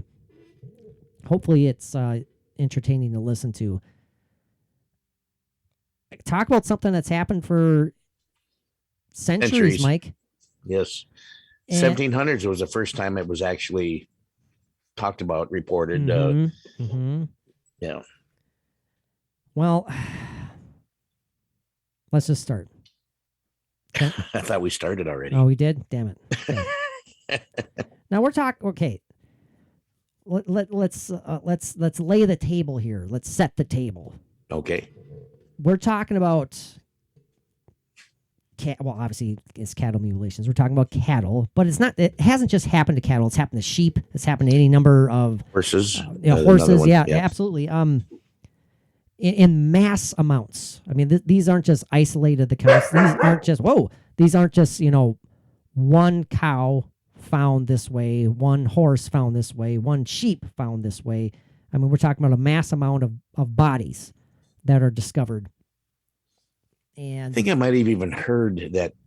Oh God, I shouldn't even say this because I don't know for sure, but have there been humans found this way at one time or another? That's something I need to check into. Wow. I'm going to say no comment because I have no idea. I really don't. I don't either. It's just a thought that came into my head. I hope not. Anyway, I hope not. I hope not. And you're talking about in regards to like unsolved, possibly alien related incidents? I hope not. I hope I'm just pulling crap out of my butt. I hope so too. Well, that's gross, but yeah. But these animals are mutilated, Mike. These cows, these sheep, these horses, any number of animals. They're mutilated. But the thing is, the precision of their mutilation is something that's the part that is the hardest to toss aside. Mm-hmm. It is. I mean, their body parts are being removed. Their eyes are being removed. Their tongues are being removed. Their sexual organs are being removed. Right. It's, any number. Their bodies are being drained of their blood. That's right. The crazy part, all of this is crazy. But another crazy aspect of this is that there is never any sign of activity around these bodies. Mike. There's no footprints, no. It's like it was something no tracks, like dropped from the sky. And I had written down here, the different things that have been missing: ears, eyes, udders. Let's see. He can't read his own writing, apparently. I can't that one. Sex organs, tongues being removed, sharp, clean surgical cuts, is like a laser cut, and cauterized while it's being cut. Cauterized, yes. Completely drained of blood, and no tracks or footprints. It's amazing. Anyway, go ahead. The fact that there's no evidence, I mean, that's one thing that makes you scratch your head, but the precision of the cuts, the repetitive nature of what is being done. I mean, if this is a grotesque hoax, I mean, these people, whoever's doing this, need to be thrown in prison and for the rest of their lives, and they need to all rot in hell if they're doing it for shits and giggles. They're trying to fake people out for whatever flipping reason. If this is done by animals of some sort, apparently we have predators out there who should be MDs. They should be working in hospitals. Right. I've heard of, people saying that, well, this is just work of predators, like coyotes or whatever carnivorous little critters. Yeah. They come and they chew around these areas. They'll eat out the anus. They'll it's just. And does that describe the cauterization there then? That's exactly. These are just, theories that come up that people want to make that refuse to believe that it can be anything but something explainable. I read this quote to Mike before we started this. I'm going to read it again because I want Mike to get fired up. And we're not even close to being done with this. But a skeptical description, Mike, of the cattle mutilation phenomena reads as this: simply described, set aside as, poo-pooed as, for lack of a better term, normal cattle deaths, repackaged as something mysterious or paranormal. So according to that, Mike, there are some wackos out there who are seeking out mass quantities of cattle who simply have happened to have died in mass amounts in the same areas, and they've decided to, hey, look at this. There's 15 to 20 dead cows over there, Hank. Where's your scalpel? Where's your laser that needs a great big power source that we need to bring along with it? Where's your soldering gun? I mean, let's bring all this stuff out here. Let's make it look like aliens or some sort of wacky mystery that we'll never take credit for. Yeah. Oh, and then Hank, hey, by the way, on the way over here, you lost another tooth. Did you need an extra anus in your hallway there? Hank? Yeah. I mean, it's. Did you? I think. Oh Lord, Hank, I'm gonna take that cow udder and I'm gonna make a hat out of it. I love that's a good style for you. You look good. And we're not making fun of anybody you here. You look seriously. good in cow udders, Mike. It takes to you a little bit there, my friend. Yeah. I think you could use an extra cattle sex organ dangling from your earlobes. Yeah. Oh, you don't have enough vulva necklaces there that you need to share with your friends. Oh, nothing quite like cattle vulva, I tell you right now. Boy, nothing like a big pile of boiled anus and possum critter. Yeah. You put it on that piece on a fat bread, and boy, it is something. Hey. Ooh. Sorry. Anyway, sorry. I never thought I would utter the phrase cattle vulva on the podcast. Sorry. Yeah, that is pretty bad. I apologize for all. Hey, Hank, I didn't know cows had clitorises. Oh, dang, look at here. Look at what I found. Oh, Lordy. Come on now. I'm disappointed in you, Mike. Let's stop. No, I'm kidding. I know. No. Now, these, it's interesting that a vast majority, or at least a good amount of cases of cattle mutilation took place in 1975 between a half a year, April through October of 1975, Mike, in Colorado. Right. That's interesting. I have no explanation for that. I'd have to do a deeper dive into it. But these sightings have continued. They've continued throughout America and worldwide. Similar to like crop circles. Crop circles are very Right. prominent overseas across the pond. They have occurred in the States, crop circles, correct? They have to have. Absolutely, yes. But to such an not as extent, prominently as the UK. Right. That's like the mother lode of crop circles. the mother lode, yeah. Yeah. Well, okay, this, if this was faked, if this was purely a hoax, you know how many millions of dollars this cost? Oh, absolutely. In livestock fees for absolutely. It's like the crop circles are losing. So I mean, this would be. I mean, I joked about them, rotting away in prison, but this is a criminal offense. If this was faked, obviously criminal offense. Not only animal abuse, atrocious animal abuse. Oh, absolutely. Animal mutilation, but you're essentially stealing money from farmers. It's the livelihood of the ranchers, and right. The ranchers, like crop circles again. You're if they're fake, they're stealing the livelihood of the farmers. Mm-hmm. Mike's fighting with the dog. Macy's getting kind of crazy right now. My blind dog started wandering around the living room, and Macy's just kind of, I don't know, keeping an eye on her, guess, and get a little overzealous. Overzealous. There you go. Yes, there you go. Yeah, just go say cattle vulva again 5 times straight. or cattle clitoris. Please don't. Oh, there's my next artwork piece. Oh.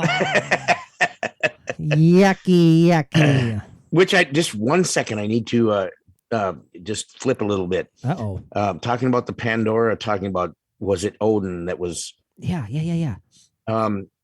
It's interesting because with my artwork that I'm starting back up on now, I have my first pieces of artwork that I'm planning on doing, full pieces of artwork are Norse mythology.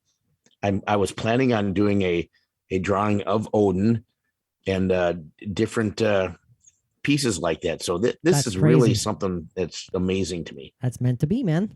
Yeah, absolutely. Okay, back on the subject. Okay, well, you either are a believer or a non-believer in what's causing the mutilations. And for the sake of this podcast, if you're a believer, you think it's alien related. If you're a non-believer, you think it's either a grotesque hoax or any number of other, as inexplicable as it could be, unimaginable as it could be, but any number of other quote unquote reasonable explanations. Again, like I mentioned earlier, normal cattle deaths repackaged as mysterious and yada yada yada. I mean, that's just right. That's asinine when it comes. In my opinion, it's asinine.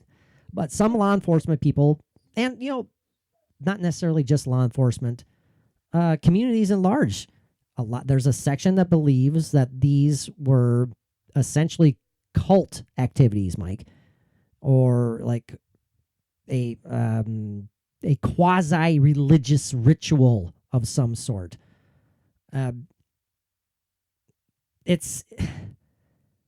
I kind of get that. Maybe satanic rituals. I mean, my goodness gracious, it's terrifying to think about that.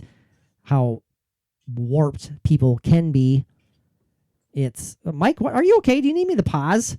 Yeah, actually. Okay, hold on. Mike's having issues. I think he just got vomited on by his dog or something. I got pooped and peed on by my Oh, dog. wonderful. Well, that's a great time. We're not even going to time travel. This is going to seem seamless right now. So 1 second, Mike has to go dive into some poop.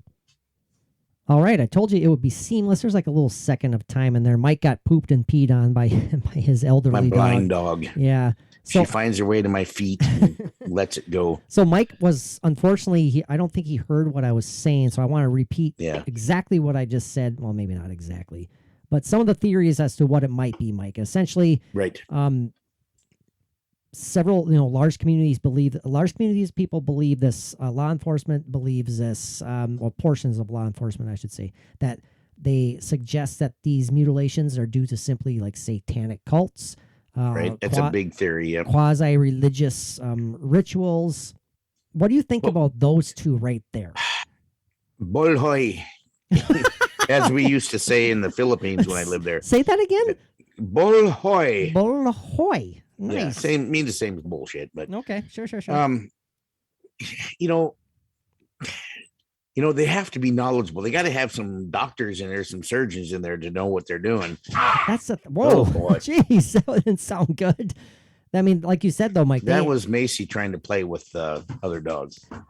But like you said, for the precision of these injuries, it's like, yeah, these cultists have to have some medically experienced people in their groups to be able to perform these atrocities.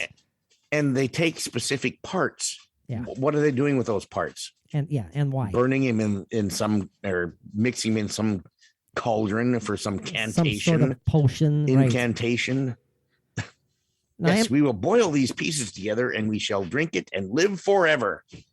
Did you know that, Mike, in 1980, the Royal Canadian Mounted Police blamed the mutilations on an unidentified cult? So that's right. That is true. I read that. So how can you blame something on something that is unidentified? Answer me that right there. Well, the reason that we have for this, we're going to point all the blame to something unidentified. Right. That is our official stance. Yeah. Which could mean whatever. That doesn't mean anything. No. Yeah, absolutely not. It's interesting here. I am going to read a little bit. It says here, reports within affected ranching communities indicated that the mutilations regularly coincided with the sightings of mysterious unmarked helicopters. Right. Some ranchers who suffered the worst losses believed the federal government had performed the mutilations for an assortment of reasons, including the testing of biological weaponry. Now, why the specific? That's suggesting kind of a government conspiracy type thing going on there. Oh, absolutely. We're conducting medical experiments on these poor innocent animals, but why go about it? Why go about it under the dark of night, so to speak? Right. And under such mysterious circumstances, just be forthright and say, as sad as it is, we need to conduct these experiments for safety reasons for the United States military, any number of reasons. Can we have 50 cattle and do these, or 10 cattle, whatever? Why do you have to do it under such secrecy? No, the thing is that they wouldn't even do that. They wouldn't do it out in the field. If they were doing this for specific government reasons, it would be like, it's 10 stories underground at Area 51 where they can get all the cattle they want. Just buy them straight out, government money, $500 hammer. They can do the same thing with cows. Oh, I agree 100%, Mike. I don't get it. They don't need to be doing this out in the field where they would have to have their equipment brought out and lugged out, because there has to be the power source for these laser type things that isn't just a backpack thing. Well, maybe there is now, but they wouldn't have to. They could do it in a clinical area, and not even be, wouldn't even be an issue of like, oh, somebody's questioning this. It could be all done undercover in a laboratory somewhere. And considering if you're all about like kind of government conspiracies and thinking about the power that the government has, the military has, if they sincerely wanted to do these secretly, like you said, Mike, they would not do this. I'm repeating my phrase, under the cover of darkness, under the secrecy, and sneaking out their best medical men.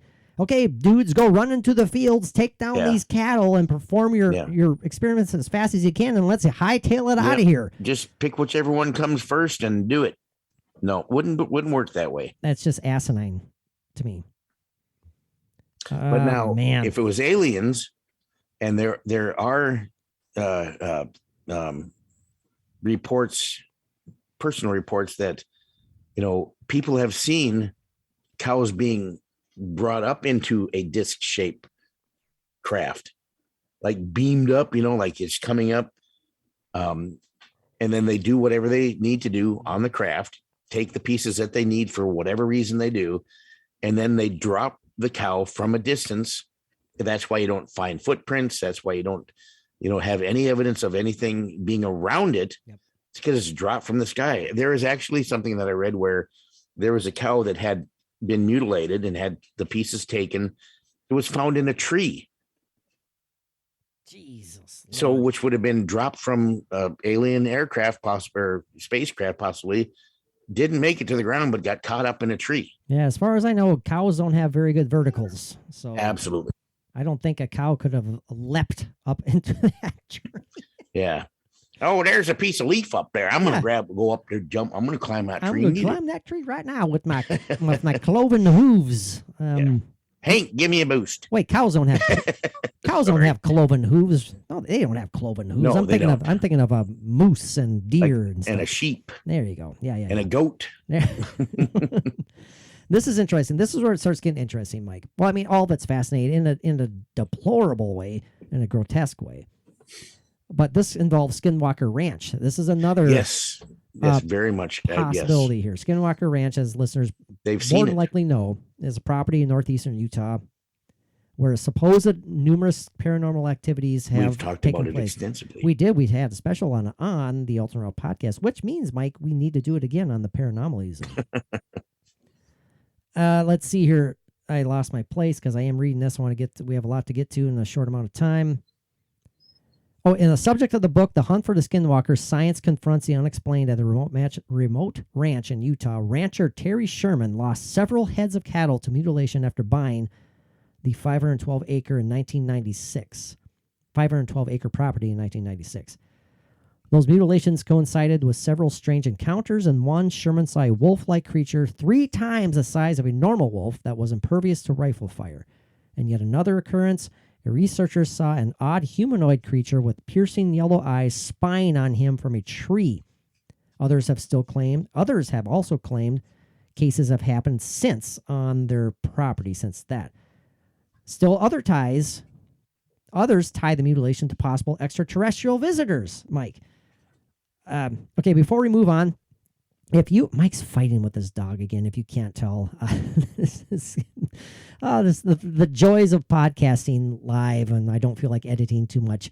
Mike looks like he's fighting with a fierce rabbit in his room or something. What's that? When you're dealing with a dog that has a tail like a baseball bat. Yeah, I know. Mike, I love her. Mike, I'm telling you. Look, there she is. Look at those teeth. You need to get an isolated podcast room. I know. My friend. I've got it planned out. I just need to do it. So you know how I am about getting around to things. I think I know where you would lean towards this. I don't know if you heard me reading about some of those accounts on the Skinwalker Ranch about the mutilations that occurred there. Would you, if you had to choose, would you side with aliens conducting these experiments or crazy paranormal phenomena occurring a la the Skinwalker Ranch, which is causing these mutilations, these mysterious monster-like beings?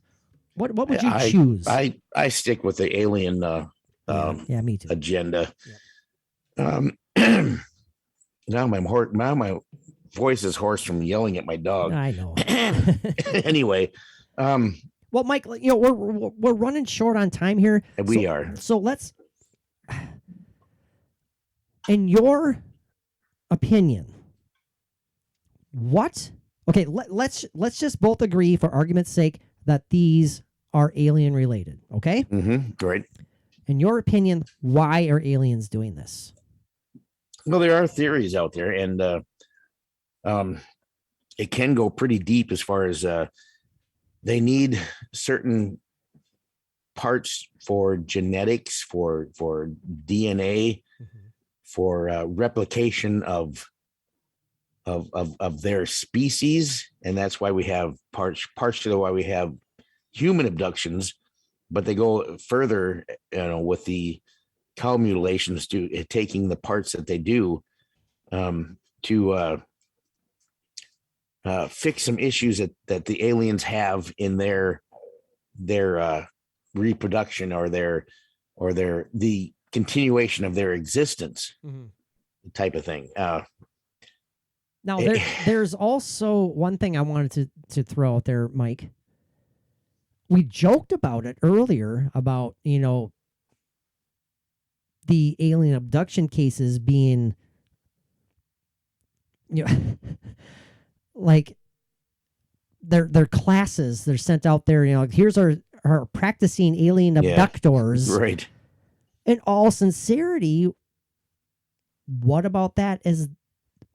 What about, oh my gosh, I can't speak right now. The thoughts or the chances of that being the case here, Mike. And the only reason that popped in my brain, as weird as that sounds, because I think about tattoo artists.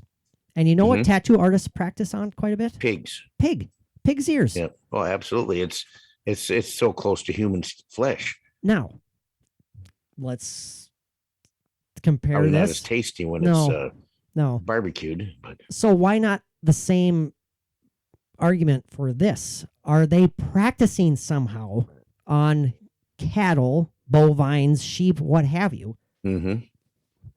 As terrifying as it sounds, for future experiments on us or themselves. I don't know. Well, that's a great thought, a great theory that can be added to a long list of theories. I know. Any one is as good as the other. Spock, science officer, brings down a group of, students to do bovine experiments and graded appropriately. So if you had to, we're wrapping it up here, Mike. It's alien related, right? In your belief? In my belief, it's more alien related. I don't buy the whole government conspiracy thing. Now, this is a tougher satanic. This is a tougher part of that question. Well, maybe it's tougher. Is this, for lack of a better term, nefarious / evil in nature? Let's face it, they're killing and mutilating animals. Is there any way of looking at this in a positive manner whatsoever?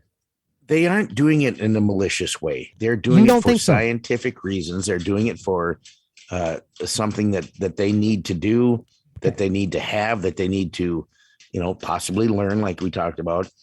They aren't coming down and saying, okay, we're going to mess with these ranchers' cattle and leave this mess and torture them.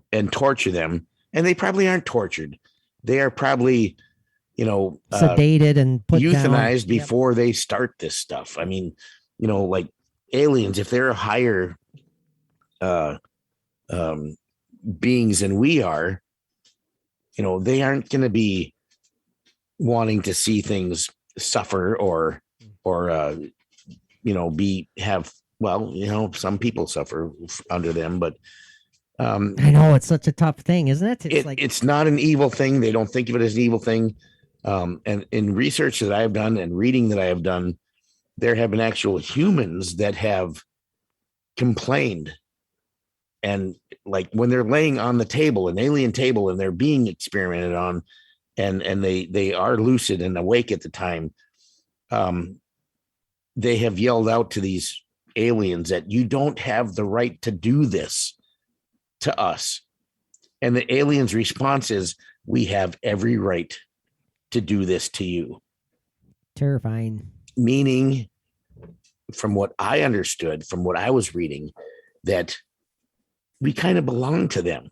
They are the reason we are even existing. Okay. Oh my gosh. So they have every right to do what they want to with us. I mean, the evolution is possibility. That's what their right is to do. So I get that. Develop and to take what they need to. Would you do that, Mike? If you created a living being, would you experiment on it just because you had the right to? Because you made it? No, it would be raising it as a sentient being. So to me, that's nefarious and bad and evil. So you're right. That is nefarious. So again, it's man, this is it's a tough one, man. I really don't know. It is. I think the best possible scenario, if it is alien related, is that, like you said, Mike, is for purely medical beneficial purposes, for of evolution in their species, for either themselves, maybe even for us. Who knows? And hopefully it is a painless procedure, painless as much as it can be. That's the best case scenario, in my opinion, and my thoughts on there. Otherwise, man, oh my gosh, we're opening up a can of worms. It could be anything. You can go even deeper. Okay, so, and this is more research that I have done and things that I have learned, that aliens, gray aliens, and that species have developed from environmental changes in their lives, in their, over eons. That is what has become that species, the gray aliens, the large eyes and whatever. They are us evolved to that extent. Yep. Okay, so you could talk about time travel, where these species are coming back through time travel to us at this stage of their existence before we evolved into them, and they are going through certain problems of existing, problems of reproducing, and problems of continuing their existence of their species that they're trying to fix. Us, that they're trying to fix. So they have to come back and get from us what they don't have anymore. In our evolution, and they are, using that to continue their existence, continue our existence in the future. Wrap your head around that. I was just going to say the exact same thing, Mike. Wrap your head around that notion, that idea. Yeah. So we are them and they are we. And it's a never-ending circle. If that is true, it's just, it never ends. It doesn't. Right. And look at what we supposedly, whatever you believe, evolved from, millions, or not millions, but many, many thousands of years ago. Not human, but something hominid, something walking upright to where we are now. Who's to say that a million years from now, we haven't evolved into what a gray alien is? Right. We're not to say. We're just somewhere in the middle right now. Who knows? And we're doing podcasts talking about it. Yeah. That would be the holy grail, is to somehow come across an alien podcast from, a millennia or eons ago, as you said, Mike, and just somehow stumble across these little tiny little, who knows how they recorded podcasts back in the day, alien podcasts, and hearing them talk about these weirdo little kind of humanoid looking creatures that they've just made, and they're going to call them Homo sapiens and all that good stuff. And it's just, we're going to see where they go. We're going to throw them in a jar and let them grow. I don't know. And then you might go back a little bit further and say, do you remember when we used to be protozoa? Oh, yay. Yes, I remember protozoa. Yeah, good old, parameciums. I don't know. It's just, it can give you a headache. It can give you a headache. But then, the thought is there. The theories are there, and we are here to discuss them and get some feedback about what people think. Hopefully, let us know what you think about this. We need to know. We don't know. Oh my We're gosh. trying to learn. We're trying to figure out, and we will take every theory Yes. and put it all together. And and that's thank you for saying that, Mike, because the podcast, as fun and as passionate as we are about it, it is still a learning experience. I mean, that's half the reason we're doing it, is to learn. Oh, absolutely. And hopefully, open some minds out there and to this crazy content that we are so passionate about. So, and it gets a little crazier as we get further into the episode because we've had another beer, and we do drink beer during these episodes, and doggies poop on Mike's feet and all that good stuff. So it was right under my feet. Well, if there's not a better sign to wrap up the show, I think it's talking about doggies pooping on your feet, Mike. I sit in a bar chair, so it's up high. It is. Because my podcast desk is up higher, and my feet actually hang about 4 inches off the floor. That was a massive poop. If I wouldn't have noticed it, if I wouldn't have smelled that poop there and looked down and seen the glistening of the pee in my candlelight that I always have, I could have gotten off my stool and stepped in stool. Yeah. Very good. Very good, Mike. Well, with that, everybody, thank you so much for tuning in. Thank you so much. And, more than so much. Again, help spread the word. Tell your friends to check out, give Paranormally Zone a try. And again, we would love to have you guys check out our Patreon page. Yeah. It's not the money. It's the content that we want to share with you for a small fee. And the thing is, but we want to make it something unique and different and special. Yeah. And if even one person signs up, that makes it so worthwhile for us. And so I'm going to be frank, Mike. You can still be Mike, but I'm going to be frank. I mean, it's definitely something that we're not too successful at right now. I'm being frank. I'm being honest and stuff. And we have plans of getting merchandise out there. We really do. But unfortunately, we need more patrons in order to create more merchandise. That's just how it works. Because Patreon takes some money. We can only do so much out of pocket. We can, and in which we do, and we will, and we're willing to do that because of our love for what we do. Absolutely. So, if you're waiting for some awesome Paranormally Zone hoodies and shirts and stuff like that, trust us. We want to do that. We're planning on doing that, but right now it's just not financially feasible. Yeah. And also the Patrick artwork. We need to. Let people know. Yeah, remember that if you join up with Patreon. Give your friends. Which reminds me, did you ever send my brother his? No. Because I don't have his address. You've never given. I had it. My brother gave it to me. Sorry, Steve. I didn't. I don't know if I gave it to Patrick. Nope, you did not. So. And you do know the piece that he wanted and everything. So no, I don't know that either right now. Well, no, I do know. And he wants the eagle drawing. The eagle drawing. The Native American with the eagle. Yes. Yes. Absolutely. So all right. Well, maybe you did give me. I'm sorry. It's my fault, Steve, that you haven't gotten it yet. Maybe you didn't give me the address. I don't think you gave me the address. I don't. Okay. We'll take care of it. It'll be on its way. All right. Well, thank you so much, everybody. Help spread the word for Paranormally Zone, the podcast, and the Patreon page. We would love to see everyone at both. Leave positive reviews everywhere you go. That helps tremendously. We can't thank everyone enough for tuning in. Mike, until next time, my friend, what do our awesome listeners need to do? They need to realize two things. I have two things this time. Number one, we love you all, and that's not a joke. We don't take that lightly. Number two, peace out.